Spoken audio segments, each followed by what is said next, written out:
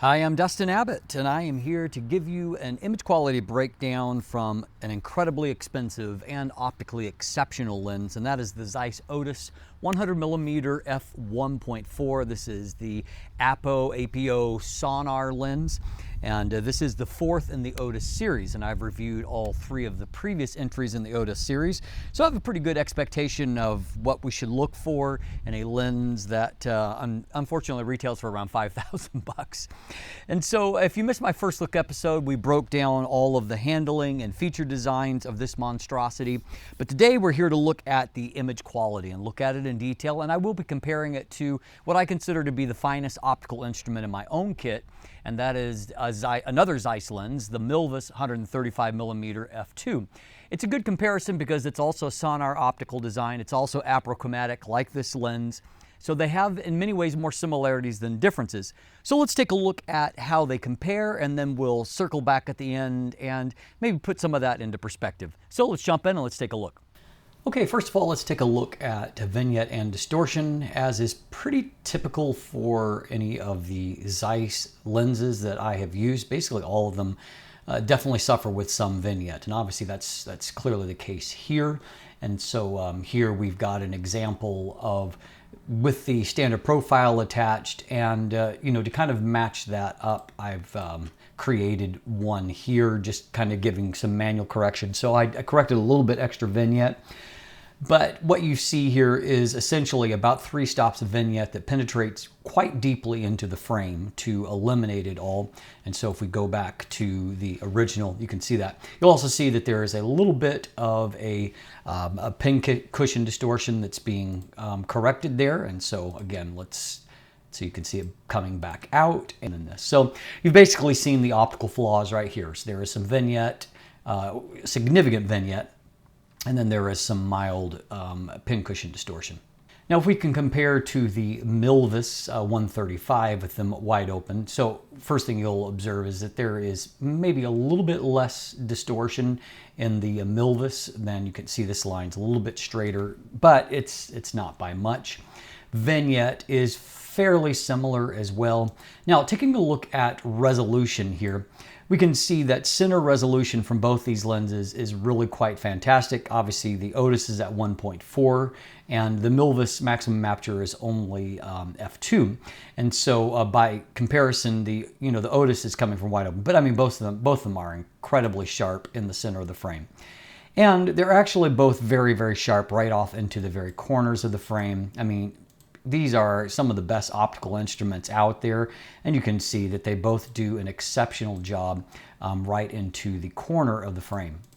Now, even at f1.4 at landscape type distances, and so I've definitely put something in the foreground so you can see how much it's blurred out at f1.4, and also at 100 millimeters, but you can see that your image quality even at f1.4 is basically flawless. I mean, you do have the the vignette showing up there, but I mean, in terms of your resolution, it looks just fantastic. I mean, there's nothing that's falling apart at f1.4, and so that's true obviously at any kind of focus distance. So likewise here at f1.4, there is something uniquely Zeiss about this particular image. Just everything between the vignette, the color signature, the bokeh. As someone who's shot with a lot of Zeiss glass, I would instantly recognize this as a Zeiss shot. So you can see, depth of field is nicely blurred away, and there's lots of detail at f1.4 on the face, and no aberration showing up to mar the image anywhere. Now, if we stop the Otus down to f2, we can see that there is a very significant vignette lift, and so now it definitely has much less vignette than what the Milvus does, still at f2. We can also see that, again, everything is nice and sharp on both in the center of the frame.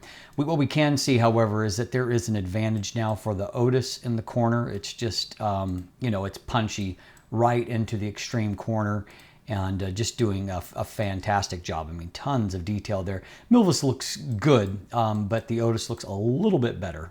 Now with both of them at f2.8, what we can see is, resolution is just off the charts now at this point. I mean, fantastic. And you can tell that the Otus does look a little bit better than the Milvus.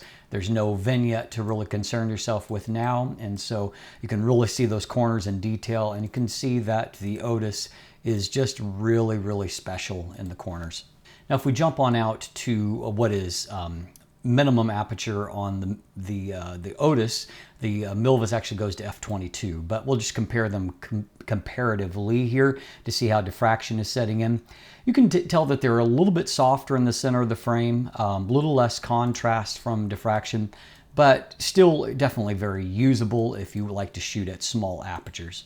Now, while some lenses, they excel in controlled situations, one thing I will say about the best Zeiss glass is that to me it excels more when you get it out into the real world and in the situations where lesser lenses fall apart. So in this case, we're shooting into a very strongly backlit subject. You've got a lot of high contrast areas. These are areas where you should see a lot of chromatic aberrations, a haze from loss of information. Here at f1.4, you can see that there is fantastic contrast. I mean, amazing detail in these leaves. And what we can also see is that chromatic aberrations are very, very well controlled. Now, this is an apochromatic lens, and so typically they are very good with aberrations, but we can also see fantastic color, and just handling of highlights and shadows is, in a word, special. Here again gives us a chance to look at both, resolution on a difficult subject there, and handled well, but then also we can start to get a little bit of look at the bokeh here. We've got a faint impression of the spider web that's in between there, but this is at f1.4, and obviously, great color saturation, looks beautiful. Now here at essentially minimum focus, we can see depth of field is just tiny, but obviously the focal length of the Otus creates almost complete background blur and also foreground blur. A lot of really intense subject isolation, and again, chromatic aberrations are well controlled. You kind of expect it to perform pretty much perfectly, and fortunately that's what we see. Now, I find sometimes with telephoto lenses and this kind of scenario that there can be a little bit of optical chaos, and that's how I characterize this as here. There's just, because of the light hitting the sensor and the glass, it creates a lot of different effects, and I don't know your opinion on that. I don't love this kind of chaotic, prismatic kind of things. So this is probably one of my least favorite images in some ways from the Otus. However, this area right here is fabulous. I mean, it's just amazing delineation of detail and very crisp edges.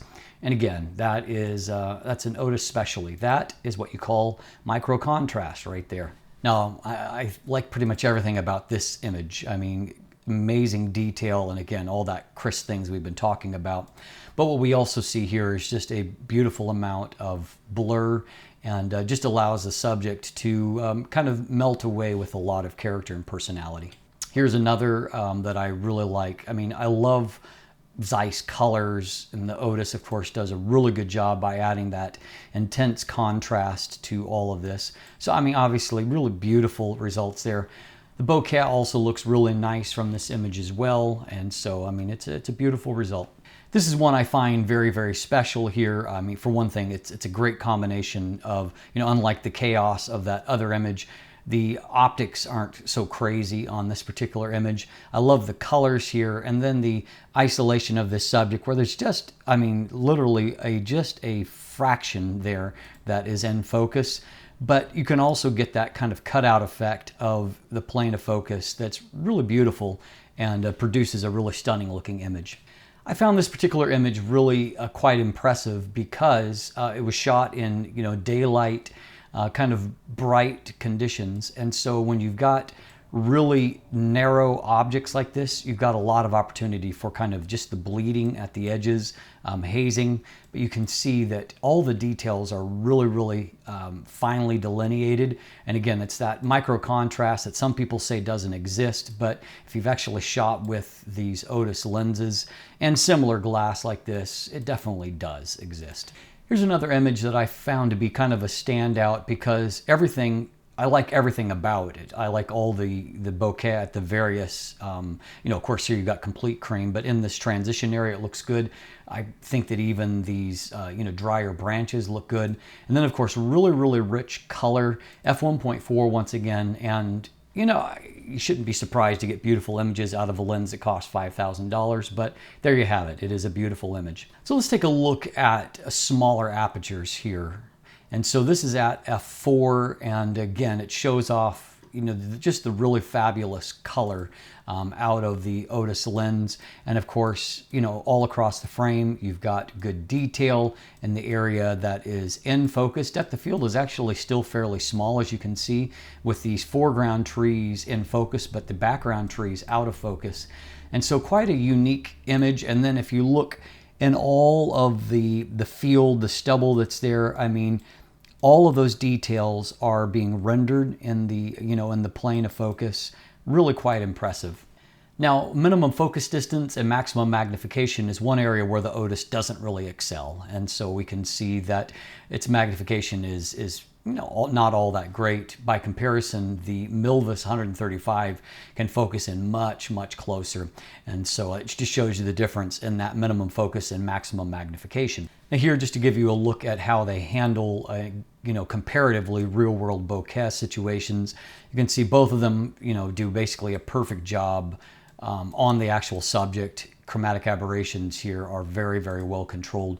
Then just take a look at the blur of the background, and so that just gives you an idea of how they're able to handle the situation. One final comparison, and I did move the Milvus back to try to equal the framing of the Otus, but as you can see with a different focal length, it's a little bit difficult. You're not going to get the identical look from it. But here is our plane of focus here, focused on this leaf right here. The thing is that both of them are so good, there's not really anything to criticize or to draw your attention to. They're both exceptional optical performers, and frankly, I don't see a major difference. You can see the very consistent color rendition from both of them. The bokeh looks nice from both of them, and intense amounts of contrast. And so, I mean, the Milvus 135 represents basically the best lens that I own optically, and the Otus is certainly just as good, if not better than that. And so that's really the highest benchmark that I can offer up. There's just not a lot to criticize. So as you can see, outside of some vignette and a tiny bit of pincushion distortion, everything here is basically optical perfection. And the other thing that I think stands out is how good the Milvus 135mm really is, and I think that's been true ever since its inception. In fact, it was considered when it was released and the Otus series started to be released that the original classic Zeiss version of the Milvus 135, many people thought it was kind of an unnamed Otus, kind of an Otus in quality. And so that's certainly, I think, still bears out to be true, as we saw from this comparison. I will add the caveat to that, however, that 100mm is not 135mm and f2 is not f1.4. The reality is that you can do things with a 100mm f1.4 lens that you can't do with a 135mm f2 lens. And certainly the extra flexibility of the focal length combined with that huge maximum aperture allows you to do a lot of really special stuff with a lens like this. I made some of the same points in my review of the Sigma 105mm f1.4. It's even more massive than what this lens is.